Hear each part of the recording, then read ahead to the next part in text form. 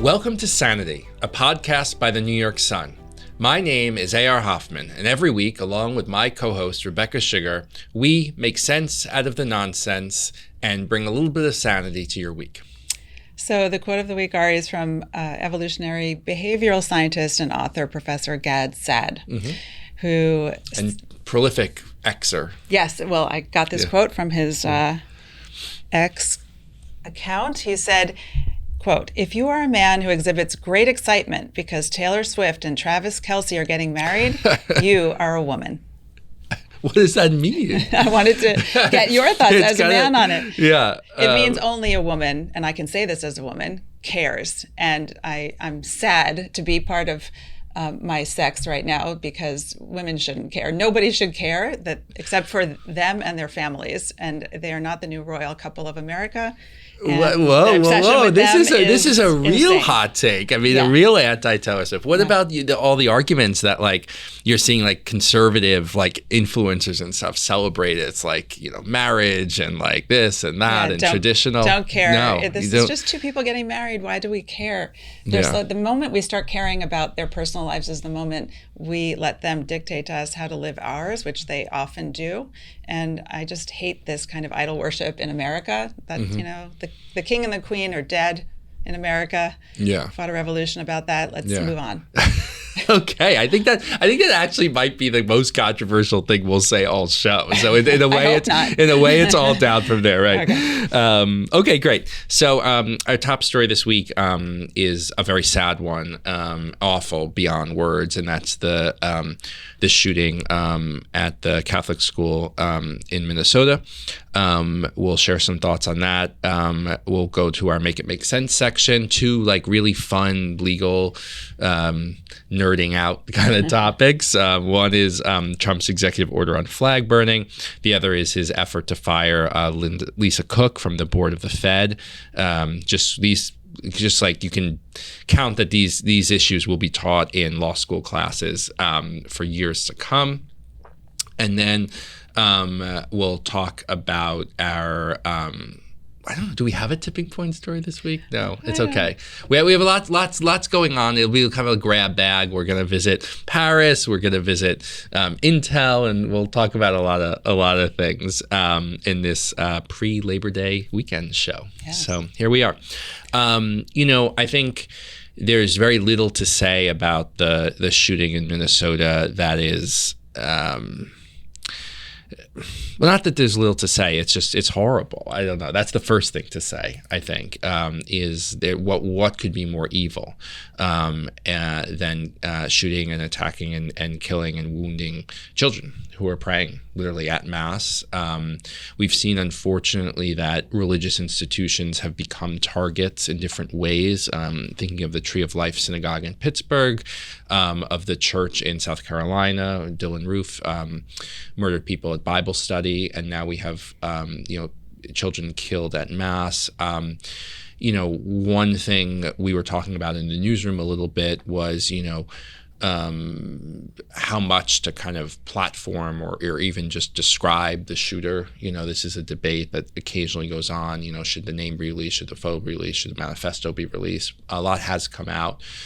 This obviously was a deeply disturbed and evil individual whose paraphernalia included threats to kill Donald Trump, the most vicious kind of anti-Semitism. 6 million Jews wasn't enough. Fuck Israel, kill Jews, all that stuff. In addition to a whole grab bag of mental disorders, there's also this sort of notion that he was trans or some kind of kind of gender kind of issue. So just horrible. My heart sank. I think especially for people of faith, it hits very, very close to home. And I think just as Jews want people to stand with them when there is an attack on a synagogue or something, we need to stand with obviously our Catholic brothers and sisters and people for whom their service was interrupted with the most horrific bloodshed. Right. Yeah. All right. And what does it mean to stand with people when things like this happen? So for me personally, it means to say out loud that this person was trans identified, whatever that means, and that matters, and that there have been many mass shootings now, and people have listed them online by people who are trans identified or trans activists, and that's not an aside. I don't know that it's the whole story either, but it is a major part of the story that can't be ignored. The mayor Jacob Fry came out, and his first reaction was to sort of say there's so much hate against the trans community and we have to stand with them. Almost before, I think, he talked about standing with the victims and the Catholic community, and therein lies part of the problem. First of all, there's not a lot of hate towards trans. I just don't think that's true, even though it's often repeated. I think there's a lot of anger. What he's seeing is anger that he would be so quick to defend the trans community, whatever that means. Remember, Jacob Fry also was like all in on Black Lives Matter stuff when Minnesota, in front of the golden casket. When Minnesota was aflame. Also, remember, he's facing a strong socialist challenge in the Democratic primary. Yes, well, he's definitely running that. So you see where the campaign. Energy is. Of course, but in a moment like this, it's indefensible. And there's anger that public officials are still pushing the lie that white Christians or white America is somehow hateful, and that's your first reflexive reaction after an event like this. It's not true, and we're angry. We, all of us who are normal people, are angry that our public officials play that game every time there's an event. I think we're angry also that this idea of transgenderism, which is a very real phenomenon, but for a very tiny minority of people on planet Earth that has become a social contagion, is excused away. And when we see people with mental illness, sometimes it manifests as transgender identity. And I personally am angry at parents who don't treat the mental illness and take their children in to change their names and call that a treatment. The problem is not your identity as a man or a woman, which are the only two things you can be, but the problem is the underlying mental illness that has led you to this ideology to try and solve another problem that has nothing to do with your sex. And the more we entertain that lie, the more we're going to see this kind of outburst. Not every mentally ill person is violent. Most aren't. But many are. And we're not treating the illness. We're treating the symptoms, and it's wrong. Yeah. I mean, the question of the role of the parents here is obviously something that, will face some scrutiny. And one kind of legal frontier of a lot of these cases is holding parents legally accountable for violence that children do, and it'll be interesting to see if those are charges that are pursued here. I mean, he had like these videos of the guns laid out in his room, and these very disturbing sort of announcements of intention, and so who knew what, and what kind of intervention was made. This was a school where his mother worked, and again, we don't know the details, and I'm not trying to accuse anyone besides the shooter, but I think that question of responsibility is interesting. I just want to say, though, I'm not sure I would go so far to say that the parents are responsible for the act in this case or in others. It's really, you'd have to show real foreknowledge of an actual event, not just if your kid got, unfortunately is unwell. It's hard to always know when you're on the precipice of behavior, but there's a recklessness. I mean, did they know he had these guns? I mean, did they know? I mean, there are a lot of things that we need to know, though, before we can know. But I'm just saying what I blame parents for is engaging in this delusion with your children and pretending that that's a solution so that you don't have to find a solution for the real problem. And the other issue is, I mean, how did someone who was obviously mentally ill get these guns? I mean, I think even people who are, stalwart defenders of the Second Amendment would say, I hope that some restrictions around mental health seem reasonable to me. What happened there? I mean, obviously, we had a shooting a couple weeks ago just across the street from our office where innocent people were killed. So, this is something that definitely hits close to home. I think there's just a lot of, as you said, a lot of hate and anger, and the kind of ways in which I think online culture, again, not to deflect blame, but like contributes to these like noxious ideologies that just like enter the bloodstream, and these like crazy, like insane cults and theories. And it's a toxic brew. Not least of which was, in his own manifesto, this shooter, he talked about the idea that's pushed in America today that white Christians hate transgenders and are trying to stop them from getting the treatment that they need. And this is, and so that narrative also is toxic. I just want to point out also that RFK Jr. came out, I think this morning, and said that he's going to be starting to look at potential connections between SSRIs and other antipsychotic drugs and violence. We don't know that there's a direct causation or correlation or some mixture of the two, but it warrants looking at. After all of these events, if it's easy for everyone to say, oh, the gun is the thread through in all of them, you could also point to a thread through being mental illness. And so these people who are on medications, it's worth at least investigating if that's contributing to the actual outbursts here.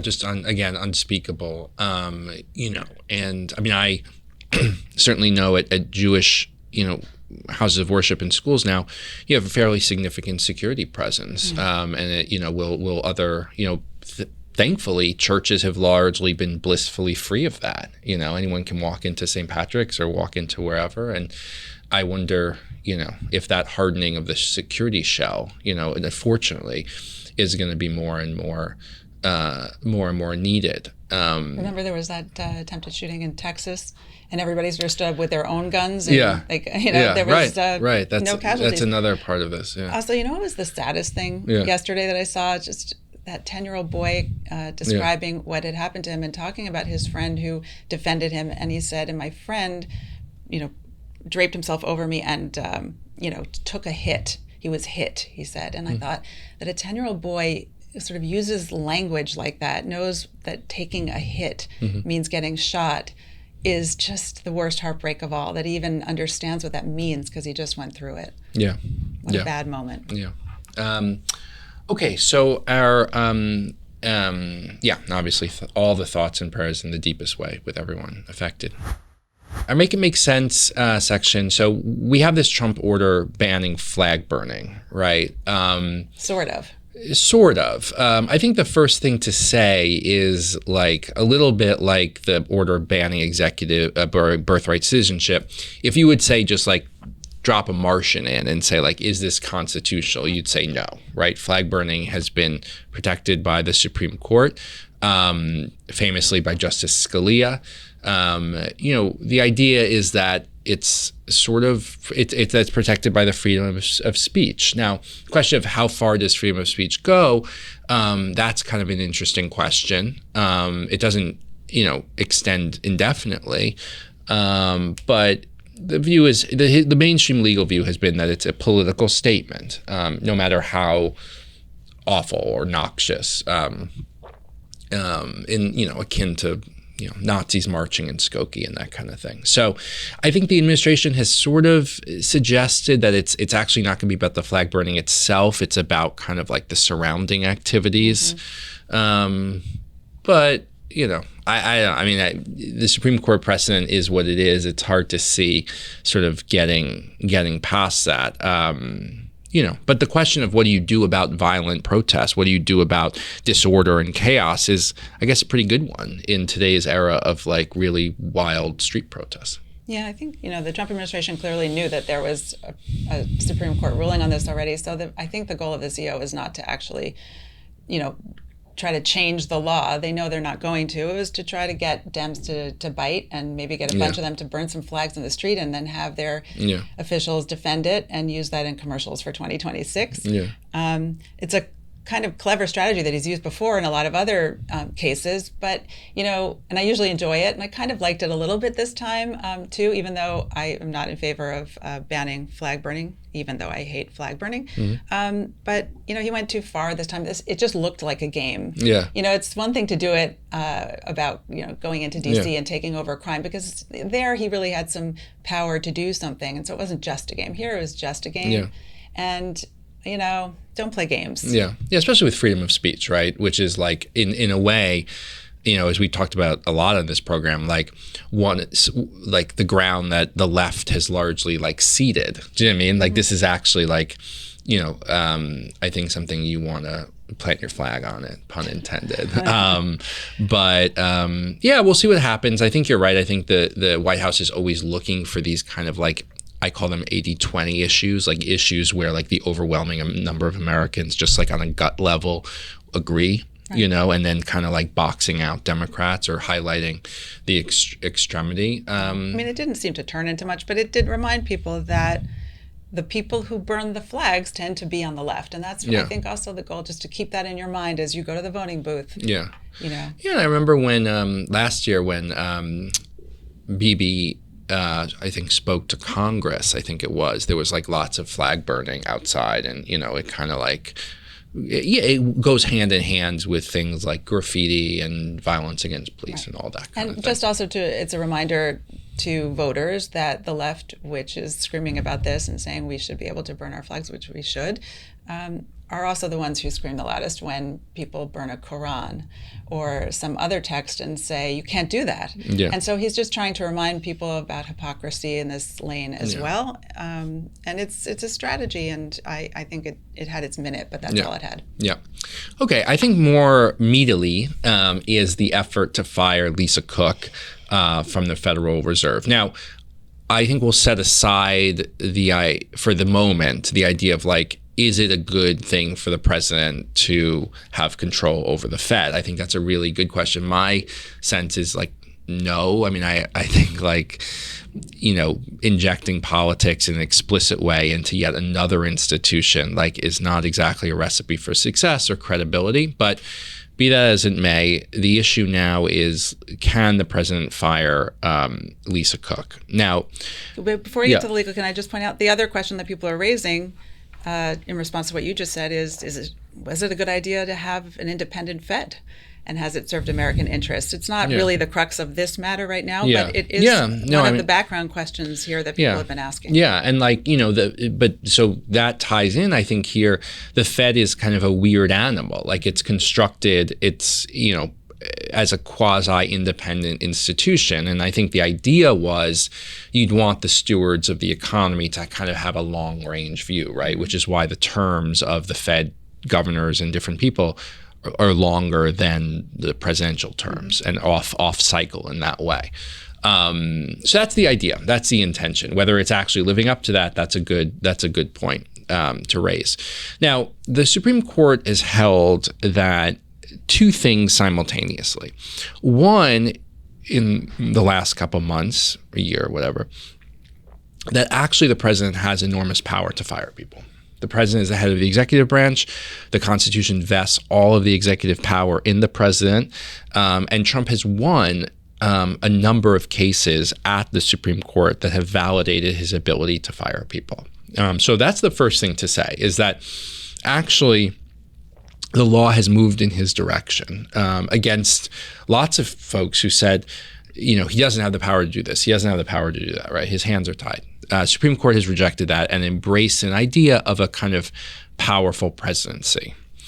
At the same time, the Supreme Court has explicitly said that the Fed is different, that it's outside of that presidential power. So it's really set up for a big clash. Just this morning, Lisa Cook's lawsuit was filed. It names the president. Her lawyer is Abby Lowell, who's taking on Trump on a number of different fronts. So it's just a great case. The law on the book says never been used before that a Fed governor can be fired for cause. The question is, one, it's never been used, so we don't really know how it works. Two, are the accusations against Lisa Cook that she committed mortgage fraud, is that for cause? Are they just accusations at the moment, or they're accusations? They filed charge? No, there's a criminal referral. So they're thinking about charge. Does it change the legal considerations if there's an actual filed charge against her? It's a good question. I think the real question, though, would be like, is a private matter for cause? Meaning, like, does cause have to be something that has to do with her performance of her job, or can it be other associated. I mean, you'd probably the presumption of innocence. Proximate to her actual role, though. Not really. I mean, well, if you're somebody who commits mortgage fraud, but you're in charge of sort of federal, what if she national policy on the economy, doesn't that sort of feel like what if she had withheld taxes from her nanny, which was a big issue years ago? I don't know. I mean, that's kind of the question is like what's good cause and where do you draw that line? There's the presumption of innocence. So the question would be like, is an accusation sort of just enough? Seemed to me you'd want some at least a conviction, but I don't know. I'd say that the Supreme Court probably would draw a line here and say, probably not. Probably not what? You couldn't fire her. You can fire her. You couldn't. You could not fire her, even if she's proven to have committed that particular crime. Meaning if she's tried and convicted? Yes. It's a private issue. I mean, the question of what is good cause is a huge question generally, like in firing people and in firing government workers. I assume this is not the case, but if she had been accused of something like a felony or a criminal act, or she had carjacked somebody and been found guilty, they wouldn't allow her to still remain in the. That's cause. I mean, it has nothing to do with her job. Yeah, I don't know. I mean, it's not, it's sort of, the question is, so I think the best argument for what you're saying would say, like, listen, obviously the people who drafted this law thought that there might be some case in which someone could be fired, right? Like, otherwise they wouldn't have said it. Right. And so, how does that, what is that thing? It's sort of a fascinating question. I did think Democrats classically took the bait where, like, Hakeem Jeffries' first response is it's because she's a black woman. No, I don't think it's incidental, but that's not where I would lead with. I mean, why do you think Trump did this?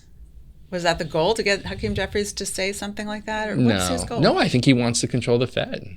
I think it's a real power play. It's like a chilling effect to the other members. He's sort of flexing muscle. Yeah, I think he would, he'd fire Powell if he could. I mean, I think it's like a real test of like how far does the reach of the White House go? And I think they think it's a fight they can, they might be able to win. And like you said, even if it's 30% chance of winning or 35%, maybe still a fight worth having. Right. And he kind of likes that it's mortgage fraud, right? It sort of rings all the bells of Letitia James. Now everything is mortgage fraud. I mean, it's like, Adam Schiff. I mean, it's obviously a strategy that, they've developed to sort of like. It might be a strategy that the Democrats have developed to kind of, What do you mean?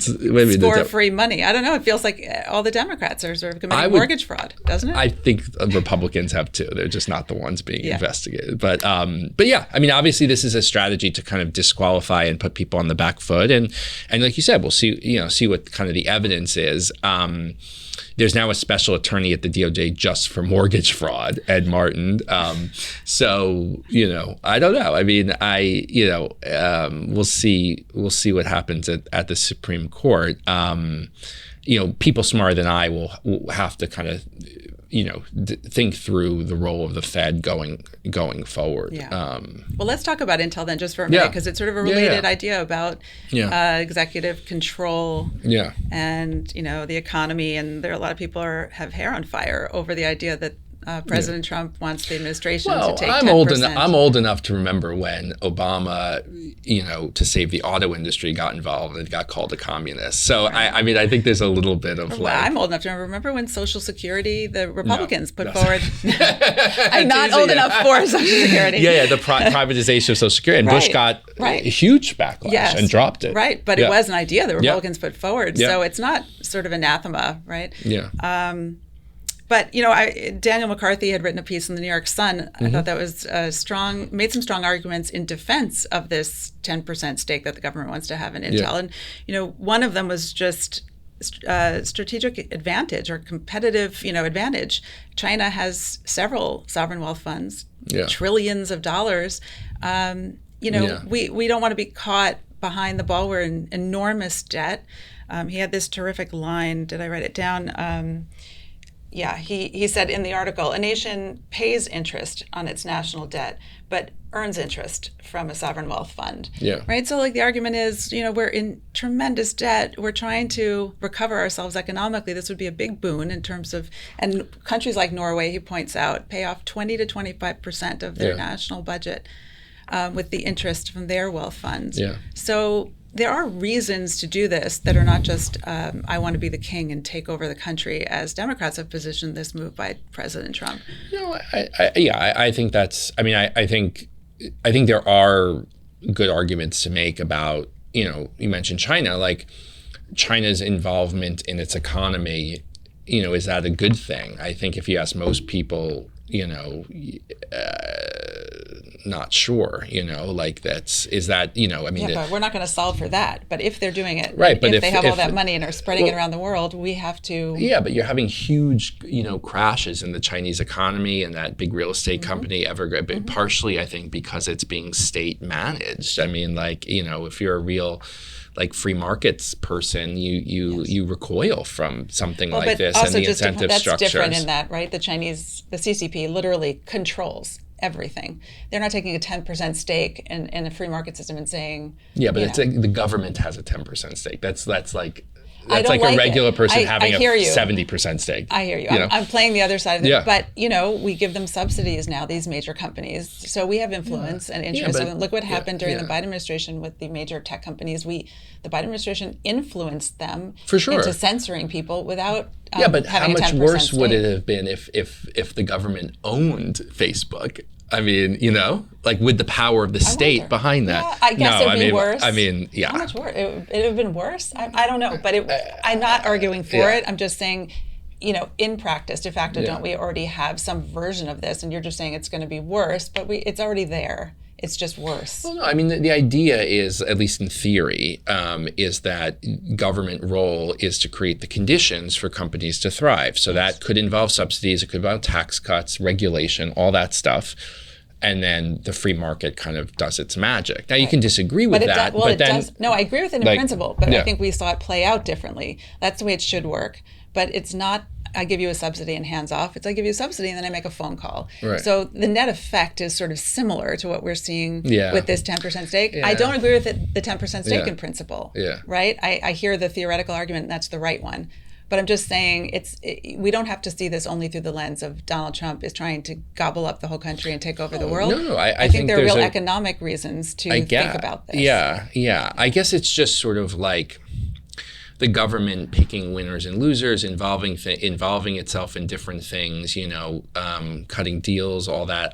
It all makes me nervous, and I'm not like Adam Smith, but for a long time, I grew up hearing, this idea of the dynamism of the market, and, that's what ensures prosperity. And it has. That's the thing. It's like American companies are amazing, and American tech is amazing, and AI and all that stuff. And I don't want to be I'm not a free market absolutist in a kind of Hayek,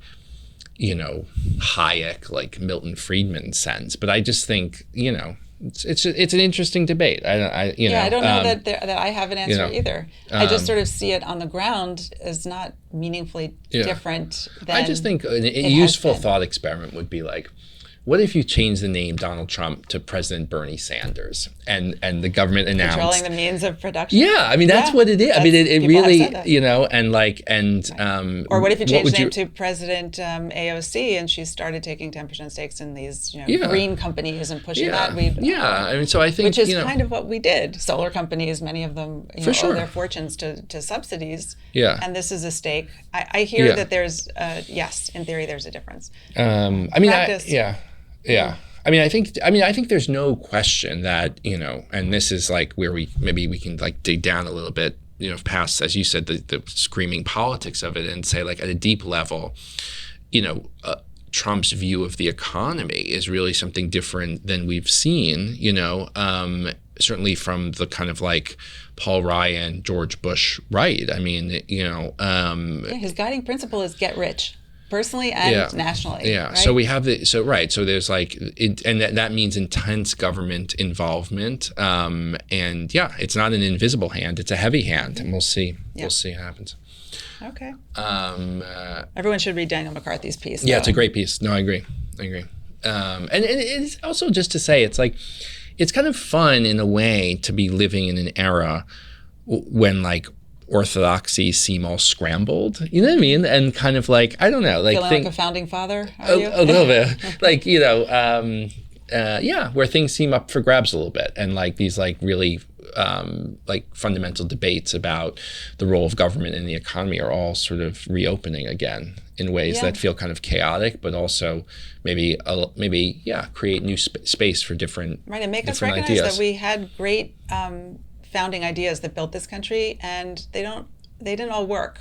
Not because they're bad ideas, but because people are people and human nature is human nature, and things went in a different direction, and some things need a good rethink. Yeah.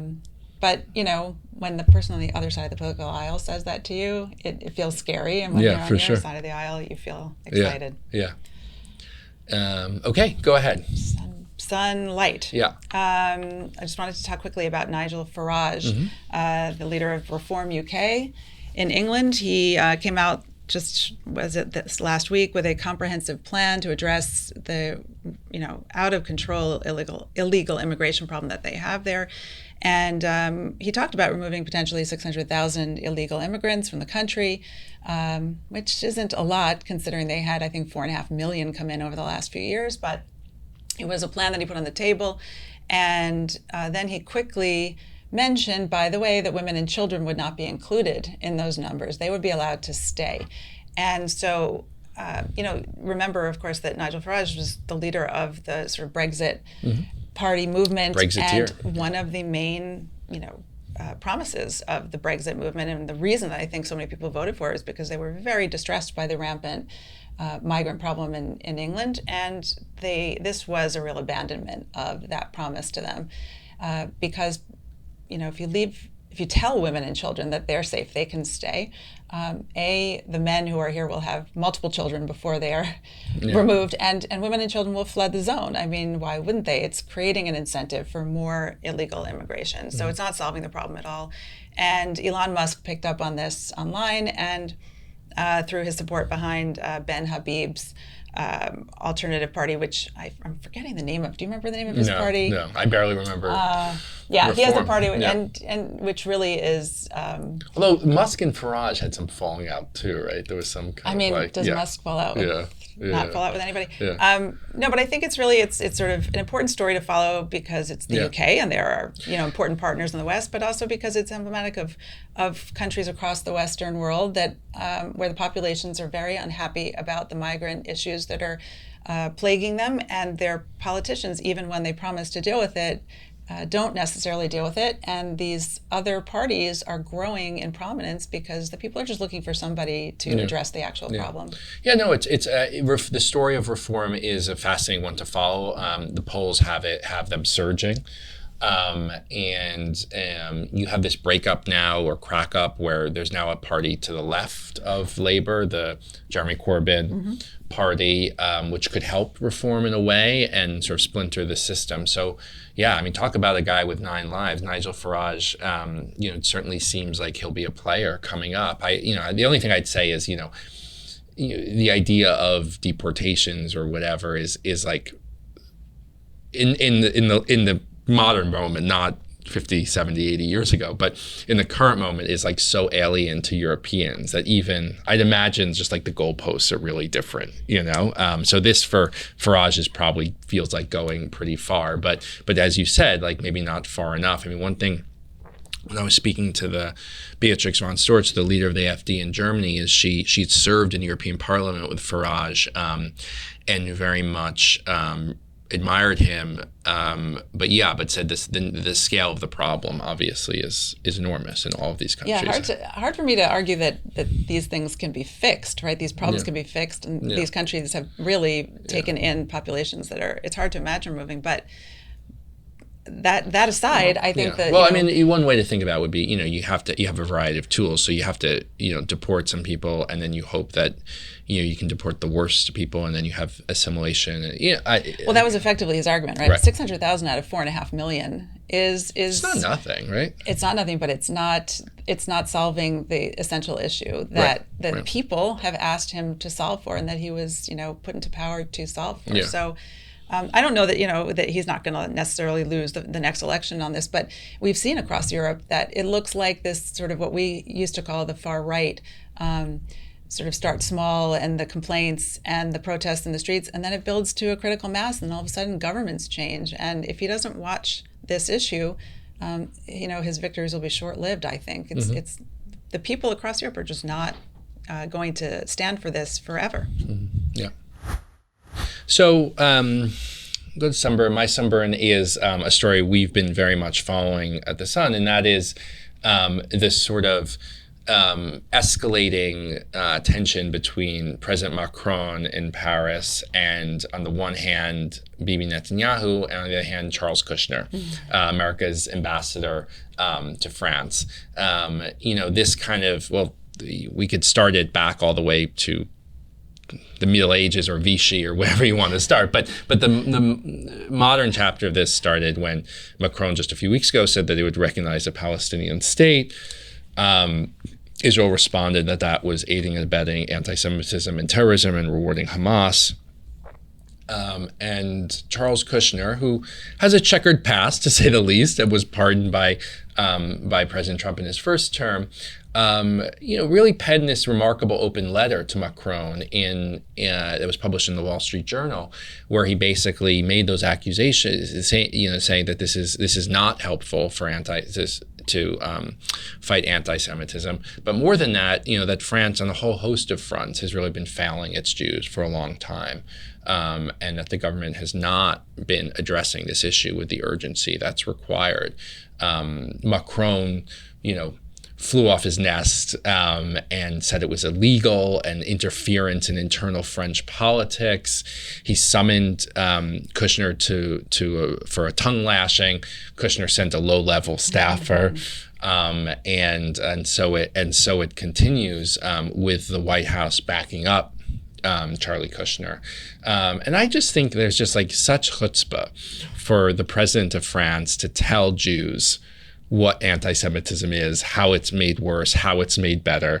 Regardless of what you think about Charlie Kushner, he's the son of Holocaust survivors, and everything he said made total sense. France has an enormous anti-Semitism problem that's not under control. Talk to any French Jew and ask them what it's like, and I have. Whether they're now in Tel Aviv or still in France, it's horrendous. And France has the largest Jewish population in Europe. This is not some small situation. This is enormous. To list the anti-Semitic acts would be here all day. Murders of Sarah and Ilan Halimi, other people, Holocaust survivors. We had a story last year that in the wake of October 7th, anti-Semitic incidents increased by 1,000%. So, to then be told that recognizing a state in the aftermath of Hamas's atrocities, it would actually help anti-Semitism and help Israel is just I don't know what the word is for chutzpah in French, but that's it. It obviously is making things worse, and more than that, it's obviously being driven by internal political calculations.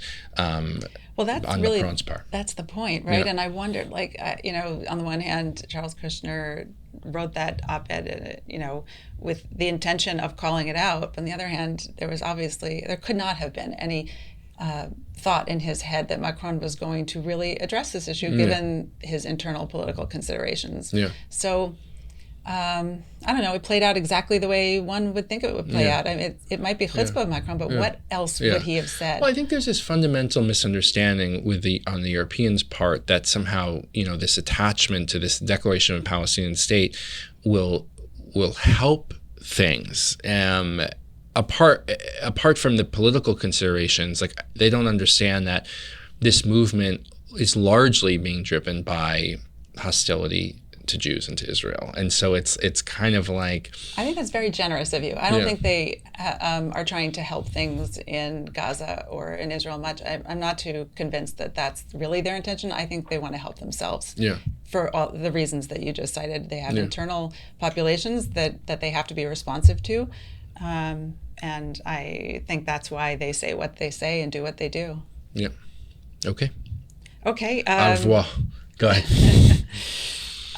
My sunburn, sort of to stay on the theme of England and what's going on there, the Notting Hill Carnival happened again this year. It's an annual festival that celebrates Caribbean culture. And every year there are sort of, problems, let's say, all kinds of violence, but in particular sexual violence. There were 18 sexual offenses just this year at just the festival. And the really shocking story is that the police came out and announced that they had set up support tents at the festival this year for rape victims and sexual assault victims to come and get the support they need after having been attacked. And it just sort of demonstrates the condition that the British find themselves in. They have sort of low-level accepted the Pakistani rape gangs, the sort of problem of rape across their country. I looked it up in 2000. There were nationally across the UK, England and Wales, there were 8,500 reported rapes. That's just what's reported. In 2023, there were 65,000. Wow. This is not a small uptick. This is not a small problem. No. And the answer would be to fight that problem, to deal with illegal immigration, to deal with the cultural lack of assimilation, all the problems, not to set up tents for the people who get caught up in the consequences of bad policy. What a shameful way to address the issue. Yeah. Okay, Rebecca, we'll see you next week. See you, Ari.